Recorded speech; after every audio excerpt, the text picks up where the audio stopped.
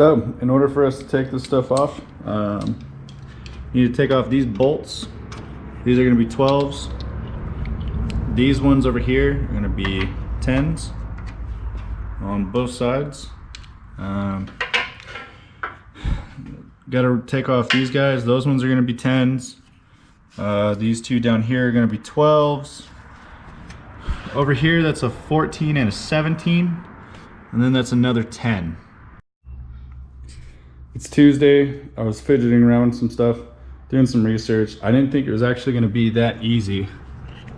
So I thought I had to go in and to completely remove those lines, but it looks like that little bracket holds both lines to the firewall, to the evaporator core. And it's just held on by a little 10mm bolt.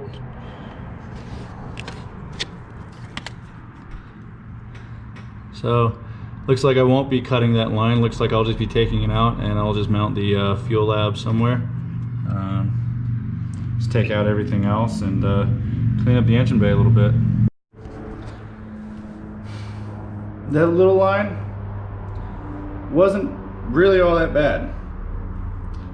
This bigger one though, I had to make a few cuts because back there is a little bit wild and just didn't want to cooperate. So I just pulled out the PVC cutter and made a few cuts.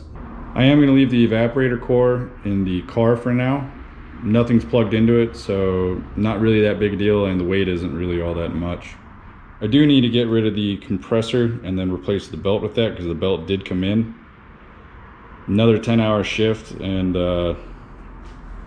I can only do so much.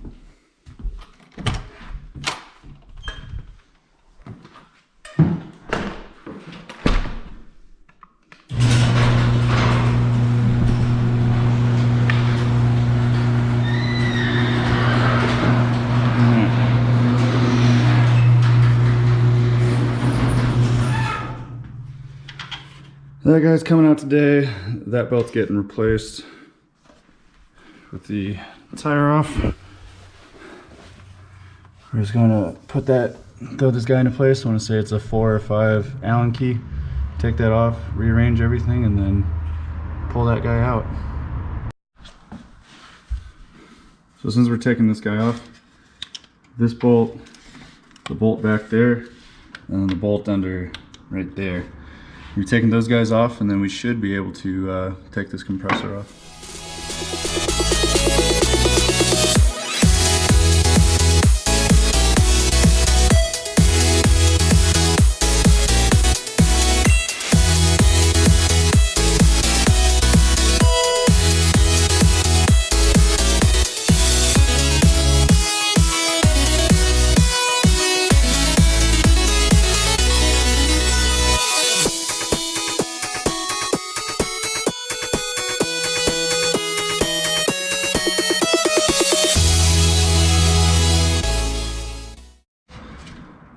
So before I take this off completely, you need to take off the actual compressor with the pulley before you're able to take off the compressor bracket.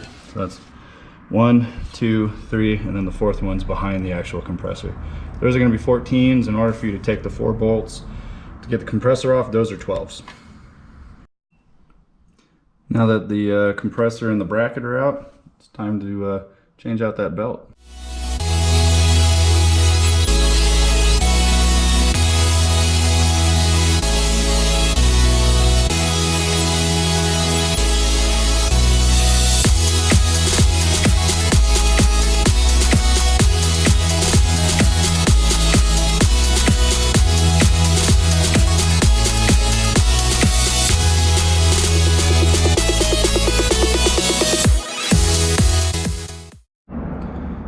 The belt definitely kicked my ass a little bit, but really glad I had a lot of room to work with.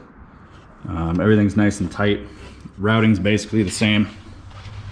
Going through there, going over the pulley right there, and then going from the pulley basically just to the power steering pump right there.